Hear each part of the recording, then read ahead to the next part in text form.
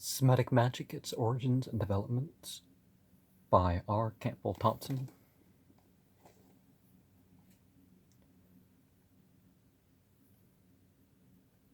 Among the Semites, other than the Syrians, the same ideas hold good.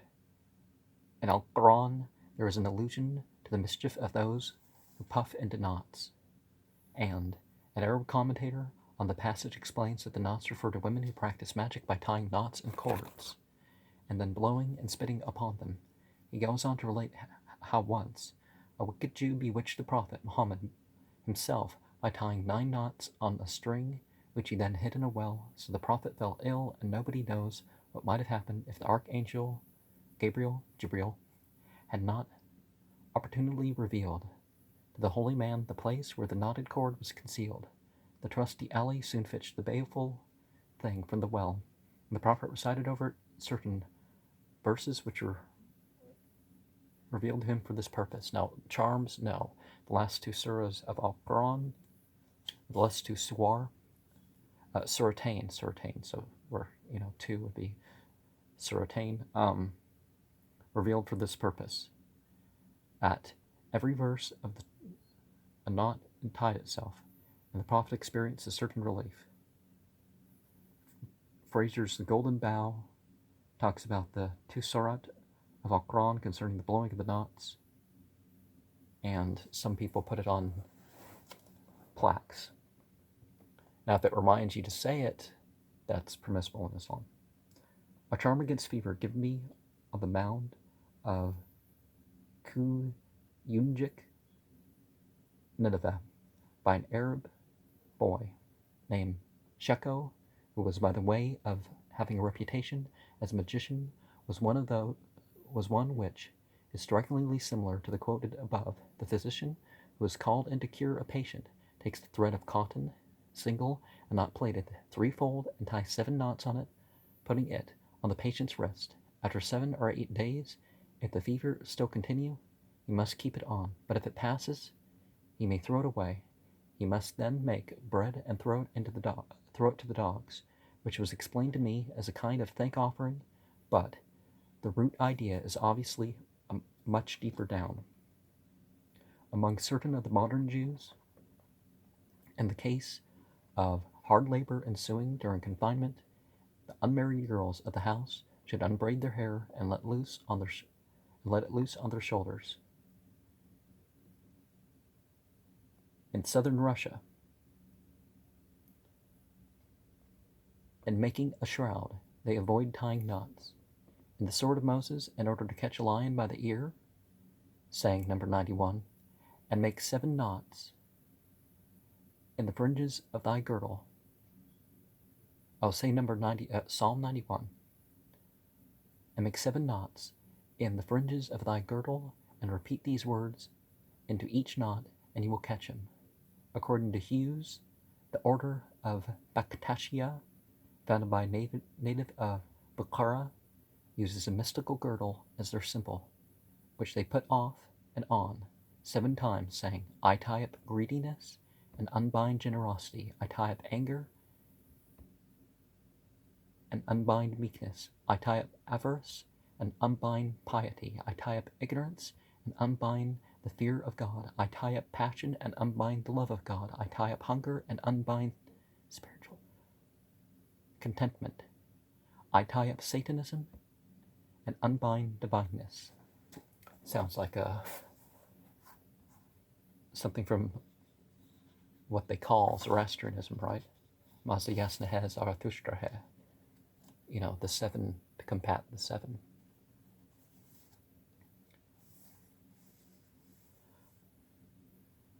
Well, to combat the 9, really. But among the later Hebrews, the following is given as a cure for night blindness. Take a hair rope and bind one end to the patient's leg and the other to a dog's, and let the children clatter a potsherd after him, calling out, Old man, dog, fool, cock. He must then collect 7 pieces of meat from 7 houses and set them at the crossbar of the threshold, and then eat them on the town middens. And then he must untie the rope and say, blindness of blindness of son of leave, son of, and be brushed into the pupil of the eye of the dog. Abramelin the sage declares that in Austria he found an infinitude of magicians who only occupied themselves in killing and maiming men, and putting discord among married people, and causing divorces, and tying witch knots in osier or willow branch to stop the flow of milk in nursing women. In an Assyrian exorcism for ophthalmia, black and white threads or hairs are to be wound together with 7 knots tied therein, and during the knotting an incantation is to be muttered. The thread, a black hair, is then to be fastened to the sick eye, and the white one to the sound eye. Sabbath 15 in the Talmud gives regulations on the tying and untying of knots on the Sabbath. And directions for loosening knots are given in the Sherpu series 5 and 6. The tablet S 1301 for some sickness directs that a black cawstone be tied into a black hair or thread with 7 knots, an incantation repeated during the process, and the whole bound on the left hand. Another eye charm for Americanu or yellowness prescribes binding pure strands of red wool which have been brought by the pure hand of on the right hand. A ritual against sickness runs thus. And before we get into that, the Kulti consider. Oh wait. Sani considers the use of red to be an imitation of blood. Okay. The ritual. Bind white wool, doubled in spinning, on his bed, front and sides. Bind black wool, doubled in spinning, on him, on his left hand, that there may enter no evil spirit, nor evil demon, nor evil ghost, nor evil devil, nor evil entity, nor evil fiend, nor hag demon, nor ghoul, nor robber sprite, nor incubus, nor succuba, nor phantom maid, nor sorcery, nor witchcraft, nor magic, nor calamity, nor spells that are not good, that they may not lay their head to his, their hand to his, their feet to his, that they may not draw nigh.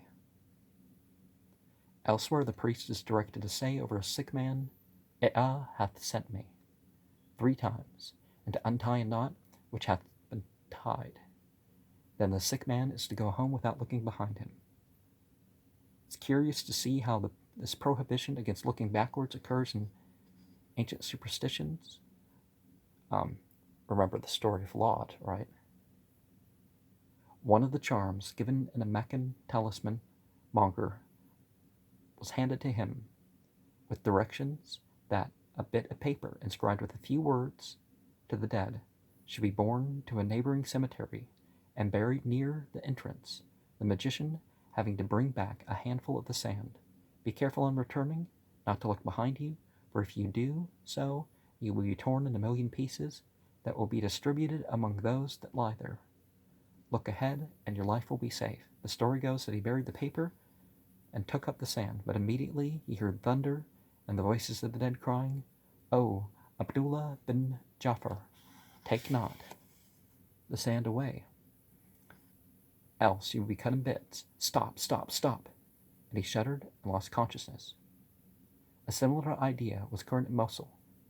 My servant Majid telling me that if a man desired a charm, he was to take a dead hoopoe with a piece of inscribed paper tied to it to a cemetery and lay it near the grave at night. He must then read some book while the demons gather round, without turning to look around. If he should look around, the demons will have power to attack him. It is possible that he found an Assyrian incantation, the angry, quaking storm seeth, he turneth not, nor looketh back again. And it seems that, at least psychologically, the processes showed their power over these individuals. The primitive Eastern court of justice is described in the cuneiform tablets in a way that seems to bear on those knots. When a man hath an enemy that bringeth an accusation against him, twisting his words or uttering slanders or backbiting, without making a true charge, and meshing him with the magic of unknown evil sorcery, if entity, king, lord, prince, and officers shall rise up in the gate of the palace, they are opposed to him, and are angry with him for the accusation, then shall he loose the evil knot which he hath knotted. A parallel to this tying of knots is the binding of evil spirits, or even the tongue, or the other members of human beings. There is a Coptic charm that shows this clearly. In the name of God, the tying of the tongue of Gharib, son of Sit al-Kul, I'm not sure if it's supposed to be a K or a K, really. The speaker shall not be able to speak. The tying of this tongue as against Thijar, daughter of my lady, by virtue of these names here, Amen. The following magical signs would stand for the names: God, who hath bound the heaven and bound the earth, he shall, or may he, bind the mouth and the tongue of Gharib, the son of Sit al-Kul, that he be not able to move his lips and speak an evil word against thy, the daughter of the servant Thedger, to her, the presence of Gharib, son of Sit al-Kul, God who hath confined the sun and the place of his setting, and confined the moon, and confined the stars, and confined the winds in the midst of heaven. Lord God, do thou confine and bind the mouth and the beings. Many instances are quoted by Fraser, the most useful for our purpose being the belief in the Middle Ages in Europe that the consummation of marriage could be prevented by anyone who, while the wedding ceremony was taking place, either locked the lock or tied a knot in a cord and then threw the knot or the cord away. He says that a net, from its affluence of knots, has always been considered in Russia very efficacious against sorcerers, and the connection of the Assyrian ban with a net or snare is in keeping with this. Amat ka sapara seru shah ana shame e sitim tarsat. Thy command is a mighty net spread over heaven and earth, addressed probably to Marduk, shows the same idea. Besides waxen figures and knots, there are endless forms of sympathetic magic which bear the stamp of homeopathy. In the Semitic Peninsula, an heir will give his child burnt scorpion to swallow, in the belief that this form of sympathetic prophylactic will render him invulnerable to scorpion poison. It is no different from the superstition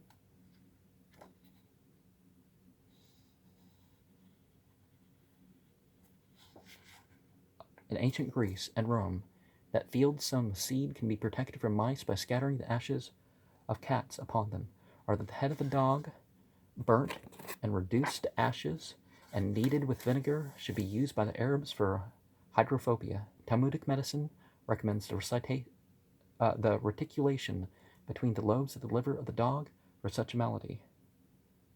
In Zohar says Dr. Leclerc adds that the canine tooth carried on the person is useful against hydrophobia. Talmudic medicine recommends. It is the old story of the hair of the dog that bit one. 2 reasons are given in this tractate for rabies. One is that an evil spirit passes into the beast. The other is that a neophyte, learning to become a witch, first practices her enchantments on dogs. The shamans of the area where we get the word shaman from, among the Siberians, they performed their rituals, particularly the ones that worshipped fire beings, knowingly worshipped fire beings, involved dogs and dog sacrifices in the rituals. We need not, however, go any further into the subject here. Enough has been said to show that the principles of transmission by which the sorcerer expels the demon from his patient into somebody which will give him control over it.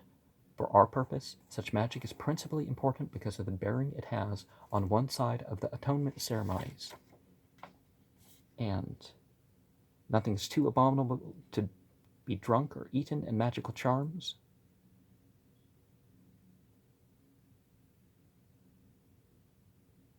Burckhardt says that he saw an Arab immediately on rising in the morning swallow whole draughts of camel's urine because a physician of Mecca had advised him to do so as a certain remedy for oppression in the breast. Another, in the last stages of consumption, was directed to eat nothing but the raw liver of a male camel for a fortnight. And there's actually medicinal use for the consuming of camel urine, but it's not quite the same as, making some deal with some spirit or something.